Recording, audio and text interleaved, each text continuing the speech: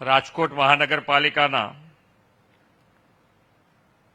751.20 કરોડના વિવિધ વિકાસ પ્રકલ્પોના લોકાર્પણ અને ખાતમુહૂર્ત કાર્યક્રમમાં આપણી સૌની સાથે મંચ ઉપર ઉપસ્થિત મારા સાથી મંત્રી શ્રી જીતુભાઈ વાઘાણી, શ્રીમતી દર્શનાબેન વાઘેલા, સાંસદ શ્રી પરસોત્તમભાઈ રૂપાલા, શ્રી રામભાઈ મોકરિયા, શ્રી કેસરીદેવસિંહ ઝાલા, મારા સાથી ધારાસભ્ય ડોક્ટર દર્શિતાબેન શાહ, શ્રી ઉદયભાઈ કાનગડ, શ્રીમતી ભાનુબેન બાબરિયા, રાજકોટ શહેર ભાજપ પ્રમુખ શ્રી માધવભાઈ દવે, રાજકોટ મહાનગરપાલિકાના કમિશનર શ્રી તુષાર સુમેરા, જિલ્લા કલેક્ટર ડોક્ટર ઓમપ્રકાશ, રાજકોટ મહાનગરપાલિકાના નાયબ કમિશનર શ્રી મહેશ જાની, આમંત્રિત સર્વે મહાનુભાવો, પ્રેસ મીડિયાના મિત્રો, સૌને મારા નમસ્કાર. કેમ શાંત થઈ ગયા એકદમ?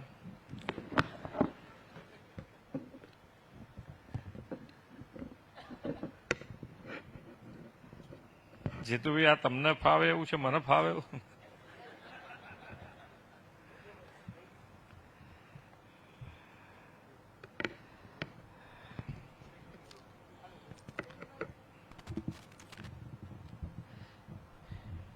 વિશ્વ નેતા અને યશસ્વી વડાપ્રધાન શ્રી નરેન્દ્રભાઈ મોદીએ ભારતના રાજકીય ઇતિહાસમાં સૌથી લાંબા સમય સુધી સરકારના વડા તરીકેની સેવા આપવાનો ઐતિહાસિક વિક્રમ સ્થાપીને લોકસેવાનો નવો અધ્યાય લખ્યો છે. અને રાજકોટવાસીઓ માટે ડબલ ગૌરવ કે પહેલી શરૂઆત સાહેબે રાજકોટથી કરી અને એ શરૂઆત આજ દિન સુધી અખંડ ચાલી રહી છે. આદરણીય શ્રી મોદી સાહેબે સરકારના વડા તરીકે 8,931 દિવસનો રેકોર્ડ બ્રેક આજે પણ એ જેને કહેવાય રેકોર્ડ આગળ વધતો જાય છે, એ વધતો જતો રેકોર્ડ એ રાજકોટના નામે લખાઈ રહ્યો છે. કોઈ વ્યક્તિગત સ્વાર્થ નહીં, કોઈ વંશવાદ નહીં, કોઈ પરિવારવાદ નહીં, માત્ર રાષ્ટ્રહિત પ્રથમ અને સામાન્ય માનવીના કલ્યાણનો ભાવ એ જ તેમના જીવન મંત્ર રહ્યો છે. આદરણીય શ્રી મોદી સાહેબે દેશના ગરીબો, વંચિતો, છેવાડાના લોકોની ચિંતા કરીને તેમના જીવનમાં વાસ્તવિક પરિવર્તન લાવ્યું છે. અત્યારે વિશ્વમાં જે સંકટ ઊભું થયું છે તેમાંથી પણ દેશના સામાન્ય માનવીને પેટ્રોલ, ડીઝલ, ગેસની કોઈ સમસ્યા ન રહે તેવો રાહ એમણે અપનાવ્યો છે. વિશ્વના બીજા દેશોમાં પેટ્રોલિયમ પેદાશોના ભાવ વધે છે, ત્યારે મોદી સાહેબે પેટ્રોલની એક્સાઇઝ ડ્યુટી 13 રૂપિયાથી ઘટાડીને 3 રૂપિયા અને ડીઝલમાં 0 કરી દીધી છે. જો સામાન્ય માનવનું હિત હૈયે હોય તો કેવા હિંમતપૂર્વક નિર્ણય લઈ શકાય તે મોદી સાહેબે પુરવાર કર્યું છે. આજે ease of living, earning well, living વેલના જે બે મુખ્ય પાયા ઉપર ગુજરાત આગળ વધી રહ્યું છે, એમાં રાજકોટમાં આજે 751 કરોડના વિકાસ કામોની ભેટ આજે મળી રહી છે. અને વિકાસની રાજનીતિ માન્ય વડાપ્રધાનશ્રીએ જ્યારે ગુજરાતના મુખ્યમંત્રી હતા ત્યારથી શરૂઆત કરી. બાકી આપણને ખબર છે કે આજે તમે જુઓ તો કોઈ પણ રાજ્ય, કોઈ પણ જાહેર સભા હોય કાં તો પ્રજાજનોનો કોઈ પણ કાર્યક્રમ હોય તો આજે એની અંદર દરેક રાજ્યમાં વિકાસની વાત કરવી જ પડે. એનો જો કોઈ પાયો નાખ્યો હોય તો એ માન્ય વડાપ્રધાન શ્રી નરેન્દ્રભાઈ મોદી. અને જ્યારે નગરપાલિકા અને નગરપાલિકાની, મહાનગરપાલિકાની વાત કરતા હોઈએ તો મહાનગરપાલિકાની વાતમાં પહેલા કોર્પોરેટર હોય અને કોર્પોરેટર પાસે કોઈ પણ કામ લઈને જઈએ તો કેટલા રૂપિયાનું લઈને જવું. કમિશનર પાસે એક મેઇન હોલ અને મેઇન હોલની કિંમત લગભગ 10,000 15,000 રૂપિયા હોય ને એની પૈસા મંજૂર કરાવવા માટે પણ જો 10 દિવસ લાગતા હોય એવી પાલિકા મહાનગરપાલિકા જે ફાઇનાન્શિયલ મેનેજમેન્ટ જેને કહી શકાય એ ફાઇનાન્શિયલ મેનેજમેન્ટ આખું જો બદલાયું હોય તો એ આપણા દૂરંદેશી માન્ય વડાપ્રધાન શ્રી નરેન્દ્રભાઈ મોદીના હિસાબે આજે કરોડોમાં કોર્પોરેટર પાસે પણ કોઈ કામ લઈને તમે જતા હશો તો એ કામ લાખો રૂપિયાનું તો હશે સાથે કરોડનું હોય તો પણ કોર્પોરેટરને કહેતા ખચકાટ નથી થતો એનું જો કારણ હોય તો એ વિકાસની રાજનીતિ અને ફાઇનાન્શિયલ મેનેજમેન્ટ ગુજરાતનું આજે પણ આખા દેશમાં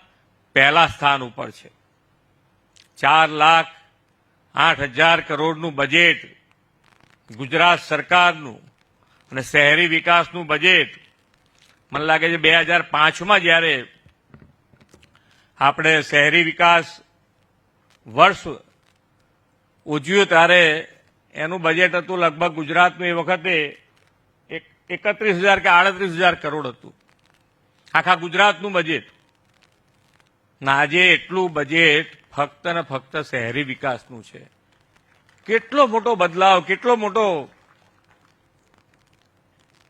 જેને કહી શકાય કે ભાઈ આજે અમૂલચૂલ પરિવર્તન કઈ રીતે આવી શકે અને દરેકે દરેક વાતમાં ફાઇનાન્સ તો જોઈશે ને જોઈશે જ એવા સંજોગોમાં હું 2010માં જ્યારે સ્ટેન્ડિંગ કમિટી ચેરમેન હતો એ દિવસે આપણી જનરલ બોર્ડ હોય એની અંદર મારી સ્પીચમાં મેં કીધેલું કે જે વિકાસના કામો માટે માન્ય નરેન્દ્રભાઈ હશે ત્યાં સુધી કોઈ દિવસ રૂપિયો નહીં ખૂટે 2010 કે 11 ની વાત કરું છું અને તમે જુઓ આજે પણ તમારે વિકાસના કામોમાં ક્યાંય પૈસા ખૂટતા નથી તમારે જે રીતે તમારે શહેરનો જે વિકાસ કરવાનો હોય એ વિકાસ જો તમે આયોજનબદ્ધ રીતે અમારી પાસે લાયા છો તો એ કામ ક્યારેય ના મંજૂર અમે કર્યું નથી મંજૂર કરીને મોકલાયું છે અને હજુ આજે પણ કહું છું કે ભાઈ આ જે વિકાસના કામો જે આપણે કરી રહ્યા છે એની અંદર જો ક્યાંય ધ્યાન રાખવાનું હોય તો આપણે ક્વોલિટીનું ધ્યાન રાખવાનું છે ક્વોલિટી જો પકડીને આપણે આગળ વધીશું તો આજે જે વિકાસના કામો આપણે કરી રહ્યા છે એનાથી સારી રીતે આગળ વધીશું અને કોઈ પણ જરૂરિયાતનું કામ ક્યારેય આપણે બાકી નહીં રાખીએ અને આગળ વધી શકીશું એમાં ફક્ત ને ફક્ત જો તમારા તરફથી સહકાર જોઈતો હોય તો એના માટે કે ભાઈ આપણે ક્વોલિટી ઉપર પૂરતું ધ્યાન રાખીશું અને ક્વોલિટી ઉપર જો પૂરતું ધ્યાન રાખીશું તો મને નથી લાગતું કે આપણે શહેરને જોઈતા કોઈ કામમાં આજે અહીંયા આગળ કનેક્ટિવિટીના કામો એટલે કે રોડ રસ્તાના કામો લીધા છે રાજકોટ ગુજરાતનું MSME engineering agro based industries અને સોના ચાંદી જ્વેલરી મેકિંગ સહિતના ક્ષેત્રોનું હબ તરીકે અહીંયા ઉભરી રહ્યું છે ત્યારે આજે માન્ય વડાપ્રધાનશ્રીના માર્ગદર્શનમાં અને પ્રયાસોના કારણે આજે 2 Vande Bharat train Hirasar international airport અને 6 લેન હાઈવેનું ઇન્ફ્રાસ્ટ્રક્ચર આપણે અહીંયા રાજકોટને પૂરું પાડી શક્યા છીએ સાથે સાથે રાજ્યની પહેલી એમ્સ હોસ્પિટલની ભેટ પણ મોદી સાહેબે રાજકોટને આપી અને સૌરાષ્ટ્રભરના લોકોને નજીકના સ્થળે આરોગ્યની શ્રેષ્ઠ સુવિધા પૂરી પાડી છે આજે સૌરાષ્ટ્ર એ આર્થિક ગતિવિધિનું જો કોઈ કેન્દ્ર હોય તો એ રાજકોટ છે અને જેમ અહીંયાથી હમણાં રૂપાલાજી કહેતા હતા એમ કે જ્યારે 2003માં વાયબ્રન્ટ ગુજરાત માન્ય વડાપ્રધાનશ્રીએ અહીંયા ગુજરાતમાં શરૂ કર્યું એ વખતે ગ્લોબલ પ્લેટફોર્મ બિઝનેસ માટેનું એ ગુજરાતમાં 2003માં પૂરું પાડ્યું તો આપણને એમ થાય કે એ વખતે ભારત દેશમાં પણ આનો વિચાર નહોતો આવતો એ વખતે માન્ય નરેન્દ્રભાઈએ 2003માં ગુજરાતમાં વાઇબ્રન્ટ સમિટ શરૂ કરાઈ અને એ વાઇબ્રન્ટ સમિટની સક્સેસના કારણે હવે એ વાઇબ્રન્ટ સમિટ આપણે રિજિયનલ સુધી લઈ આવ્યા છીએ અને છેક સુધી છેવાડાના માનવી સુધી વિકાસ સારી રીતે પહોંચે એના માટે દરેકે દરેક માણસ જો આપણે વિકસિત ભારત તરફ આગળ વધવું હશે તો છેવાડાનો માણસ પણ મુખ્ય પ્રવાહમાં આવે, નાનામાં નાનો માણસ પણ મુખ્ય પ્રવાહમાં આવે એના માટેનો પ્રયત્ન કરવાનો છે. તો એના માટે આપણે આ રિજિયનલ વાઇબ્રન્ટ સમિટ શરૂ કરી છે અને વિકસિત ભારત માટે, વિકસિત ગુજરાત અને વિકસિત ગુજરાત માટે આપણે સૌ સાથે મળી અને કામ કરીએ એ જ અભ્યર્થના સાથે વિરમું છું. ભારત માતા કી જય, વંદે માતરમ, જય જય ગરવી ગુજરાત. માનની ભૂપેન્દ્રભાઈ પટેલ સાહેબ, અમે બધા એમની પાસેથી શીખ્યા છીએ એવા રાજ્યના ભારતીય જનતા પાર્ટીના આગેવાન, રાજકોટના સાંસદ, પૂર્વ અનેક જવાબદારીઓ નિભાવી છે એવા આદરણીય રૂપાલા સાહેબ, શહેરી રાજ્યમંત્રી બેન શ્રી દર્શનાબેન, હારવાર દર્શિતાબેનનું બોલી જાવ એટલે બે પડખે પડખે હું બોલું, રાશિ એક થઈ જાય. માનની કેસરીસિંહજી સાંસદ, આદરણીય રામભાઈ મોકરિયા, ભાઈ શ્રી ઉદયભાઈ, પૂર્વ મંત્રીને ધારાસભ્ય બેન શ્રી ભાનુબેન, સન્માનની અમારા પ્રમુખભાઈ શ્રી માધવભાઈ. ઘણા એમ કેમ માધવ ક્યાંય મળતો નથી, ત્યાં અહીંયા મળે. માધવ ક્યાં મધુવનમાં એમ તો રાજકોટમાં. માનની કમિશનરશ્રી, કલેક્ટરશ્રી, RCM શ્રી, રૂપાલા સાહેબે સરસ વાત કરી. ગયા વખતે હું હમણાં આવ્યો 15 દિવસ પહેલા, ત્યારે મારી હારે બેઠા હતા બધા. એ આજે અમારા નૈનાબેન પૂર્વ મેયર, એની પડખે પૂર્વ મેયર ને અમારા પૂર્વ પ્રમુખ ભાઈ ધનસુખભાઈ, કમલેશભાઈ, પૂર્વ મેયર પ્રદીપભાઈ, પૂર્વ બધા સ્ટેન્ડિંગ કમિટીના ચેરમેનશ્રીઓ બધા દેખાઈ રહ્યા છે. આપ સૌ ઉપસ્થિત ભાઈઓ અને બહેનો, આ બધું જિંદગીમાં આવું જ હોય. ક્યારેક ઉપર બેહવું, ક્યારેક ખામે બેહવું, ક્યારેક પડખે બેહવું, ક્યારેક કોકને બેહાડવા, આવું બધું આવ્યા જ કરે. પણ મજા એ છે સાહેબ આપણી પાર્ટીની, આવી રીતે બધા બેઠા હોય ને એ પાર્ટીને ક્યારેય કોઈ ન હરાવી શકે. એક વિચાર માટે માં ભારતી પરમ વૈભવના શિખરે પહોંચે ને આજે એનું નેતૃત્વ આપણા નરેન્દ્રભાઈ કરતા હોય અને એ નરેન્દ્રભાઈ કે જેને રાજકોટમાં સૌથી પહેલા લોકપ્રતિનિધિ બનવાનો મોકો એ રાજકોટની જનતાએ આપ્યો, ત્યારે વિશ્વમાં ડંકો વગાડે છે. એનો કોઈ શ્રેય જતો હોય તો એ રાજકોટની જનતાને જાય છે. એવા રંગીલા રાજકોટની અંદર સાહેબ હજી ગયા અઠવાડિયે કે 2 અઠવાડિયા પહેલા લગભગ 500-600 કરોડના ખાતમુહૂર્તના લોકાર્પણ મુખ્યમંત્રી અમને એમ કીધું કે તમે આ રજાના દિવસો છે વિધાનસભામાં, એટલે મારે પ્રભારી મંત્રીને કહું છું કે બધા ખાતમુહૂર્ત પૂરા કરીને આવો. તો એ સાહેબ 700 ના કાઢ્યા બીજા. બોલો તમે નથી કેટલા આપો એ જ ખબર નથી પડતી. કલ્પના કરી શકીએ આપણે કોઈ એક મહાનગરની અંદર 1100 કરોડ રૂપિયાના ખાતમુહૂર્ત એ 15 દિના ગાળામાં થાય ને એને વિકાસ કહેવાય. એક ગામની અંદર 1100 કરોડ રૂપિયા. હું તો વાંચતો હતો આમાં સાહેબ, તમે નથી એટલા બધા પૈસા આપો છો અમને, આમાં બોલવું કેટલું. હું કાગળ મૂકીને જ આવ્યો. મેં કીધું આમાં કાંઈ બોલવા જેવું છે ને, કારણ કે કોઈ ખાંચો બાકી નથી રાખ્યો કામ કરવાનો, ઘરનું ઘર બાકી નથી રાખ્યું. અને સૌરાષ્ટ્રનું પહેલું વહેલું એવું કંઈક હમણાં બોલ્યા સુમરાજી, આવું તો કેટલું બધું. આ તો સૌરાષ્ટ્ર તો રાજધાની છે આર્થિક, અને અહીંનો મેસેજ એ સમગ્ર સૌરાષ્ટ્ર અને ગુજરાતમાં જઈ રહ્યો છે. હમણાં ભૂપેન્દ્રભાઈ હમણાં વિધાનસભા પૂરી થઈ, રૂપાલા સાહેબ, મને એમ હતું બિલ કોઈક બીજું મૂકશે. યુસીસીનું બિલ સાહેબ લઈને આવ્યા ભૂપેન્દ્રભાઈ પોતે. એટલે પછી પત્રકારોએ સાંજે પૂરું થયું એટલે મને પૂછ્યું, મને કે બિલમાં તમારું શું કહેવું છે? એટલે મેં કીધું આ સમાન સિવિલ કોડ છે એનું બિલ જે પારિત થયું છે, અને ભૂપેન્દ્રભાઈ અમારા મુખ્યમંત્રી, અમારા નેતા એ રાજ્યની જનતા માટે લઈને આવ્યા છે, એ તમે એને બિલ કહેતા હશો, પણ હું એમ કહું છું કે દાદાનું દિલ હતું ગુજરાતની જનતાનું. 52 સાલથી વર્ષોથી જેની રાહ જોતા હોઈએ આપણે, એ સમાન સિવિલ કોડ એક ઐતિહાસિક બિલ એ ભૂપેન્દ્રભાઈ મુકેન પારિત થઈને આવે એ પછીનો મોટો પ્રોગ્રામ કોઈ હોય મહાનગરનો થી રાજકોટનો છે સાહેબ, એટલે તમારું સ્વાગત કરીએ છીએ.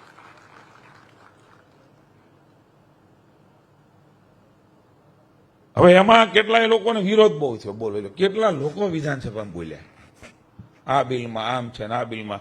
આખા દેશની અંદર બીજું રાજ્ય એવું છે કે એમણે ભૂપેન્દ્રભાઈના નેતૃત્વની અંદર આપણો સમાન સિવિલ કોડનો ધારો બનાવવા માટેનો નિર્ણય કરી નાખ્યો છે.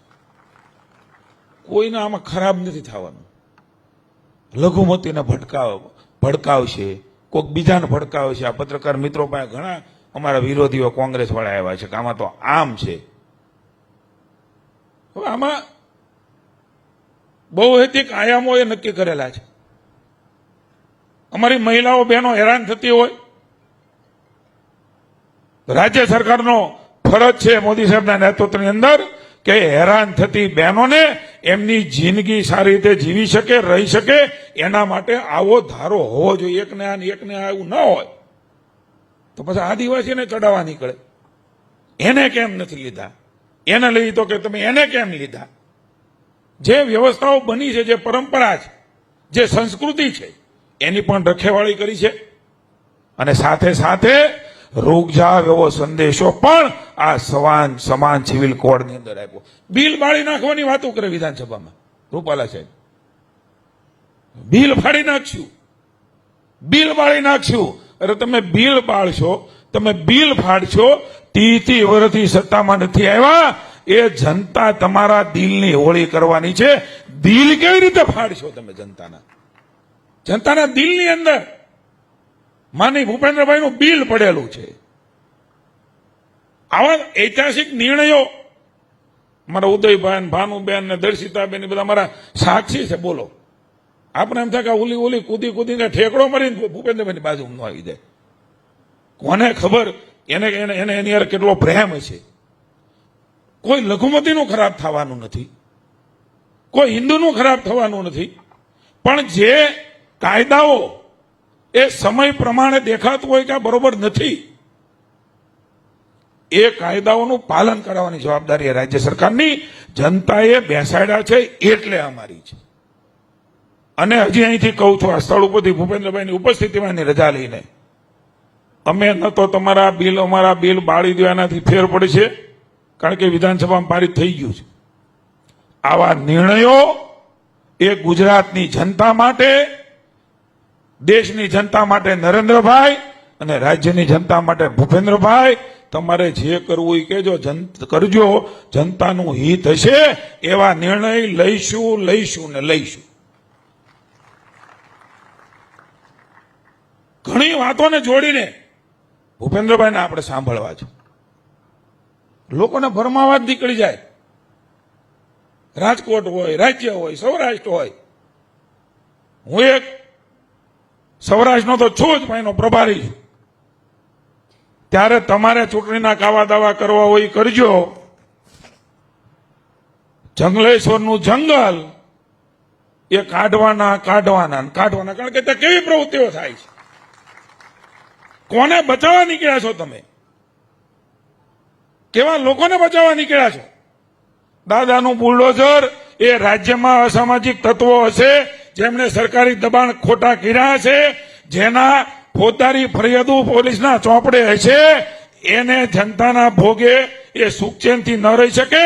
એમણે સરકારનું જનતાનું પાછું આપવું જ પડશે. એને કોઈને કોઈની વાત આરે જોડીને વાત કરે. ક્યાં સામાન્ય માણસ અને ક્યાં આ સમાજને શોષિત કરતા હોય. હું બધાને નથી કહેતો, મોટા ભાગના ચોપડામાં એના નામ નીકળે. માણસને મારી નાખવાના ભૂતકાળના બનાવો એ જંગલેશ્વરમાં હોય. કોણ બચાવે છે આને? કોંગ્રેસ વાળાના અન્ય લોકો નીકળી ગયા છે. અન્યાય કરો છો. અરે તમે આને હાચવીને જે જનતા સારી રીતે જીવવા માંગે છે એની ઉપર કઠોરાઘાત કરો છો. પણ આ ભારતીય જનતા પાર્ટીની સરકાર છે, તમારો પંજો નહીં પડવા દઈએ. સૌ સાથે મળીને હમણાં ભૂપેન્દ્રભાઈ ઓલો હશાનધારામાં નામ બદલાયું છે, ડિસ્ટર્બ એક્ટ એવું કઈક લઈ આવ્યા.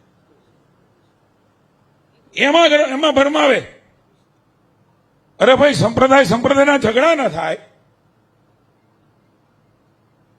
એ બાંધે નહીં, એટલે એની કલેક્ટર પાસે, ડેપ્યુટી કલેક્ટર પાસે એનઓસી લેવાની છે. પણ લઘુમતી તુષ્ટિકરણ કરીને રાજનીતિ કરવા વાળા એ 30 વર્ષથી આ કરે છે, પણ જનતા બરાબર રીતે ઓળખી ગઈ છે. ભૂપેન્દ્રભાઈની હાજરીમાં કહું છું સાહેબ કે રાજકોટ શહેર અને રાજકોટ જિલ્લો આવનારી ચૂંટણીમાં ભારતીય જનતા પાર્ટીની સાથે નરેન્દ્રભાઈ મોદીની એ વિકાસ યાત્રામાં, આપની વણથંભી વિકાસ યાત્રામાં, કારણ કે દેખાઈ રહ્યું છે પરિવર્તન, સૌના જીવનની અંદર બતાવી રહ્યું. 751 કરોડ રૂપિયાના ખાતમુહૂર્ત લોકાર્પણ. પેલા તો 50,000 રૂપિયાનું સાહેબ ગ્રાન્ટ આપતી ને તમે કાગળથી ના કરી નગારા સાથે ધારાસભ્ય અમે દવાતા. 751 એક તાળી પડી બોલી લો, 2 વાર બોલ્યો. ક્યાં સુધી વિકાસની પેરામીટર લઈ ગયા? સેચ્યુરેશન. આપણો વૈચારિક વિકાસ કેટલો મોટો થઈ ગયો દેખાતું જ નથી. આ ભાજપે કર્યું છે. હું કર્યું કે ને, ત્યારે પત્રકાર મિત્રોને મારે કહેવું છે કે આ કર્યું છે સામાન્ય જનતાની સુખાકારી માટે, એમના રક્ષણ માટે. માની ભૂપેન્દ્રભાઈની સરકાર અવિરતપણે અડગ રીતે ન માત્ર કોર્પોરેશન, જિલ્લા પંચાયત, લખવું હોય તો લખી લેજો. જનતાના પ્રેમથી અને આશીર્વાદથી, તમારા સર્ટિફિકેટથી અમે નથી જીતવાના. અમારા હૃદયમાં અભિમાન નથી, નમ્રતા છે, ભાવ છે, કર્યું છે, લોકોને સમજાવવાના છીએ. અને એના થકી મત લઈને ભારતીય જનતા પાર્ટીનું શાસન એ કોર્પોરેશનમાં અમારી આ જે ટીમ બેઠી છે, જનતાના આશીર્વાદ લેવા જવાની છે અને મળવાના છે. એ ભીતે લખેલું સત્ય છે. ચૂંટણી પૂરી થાય પછી મારી આ કેસેટ બહાર પાડજો. બોલ્યો છો કે ભૂપેન્દ્રભાઈની હાજરીમાં કીધું તું સાહેબ, સમગ્ર સૌરાષ્ટ્ર, સમગ્ર ગુજરાત એ આજે વિકાસની યાત્રામાં નીકળી પડ્યું છે. ત્યારે આજુબાજુ જોયા વગર આવો, આપણે સૌ સાથે મળીને ન માત્ર તાલુકા, જિલ્લા પંચાયત, નગરપાલિકા, 27 પણ અમે જીતવાના છીએ.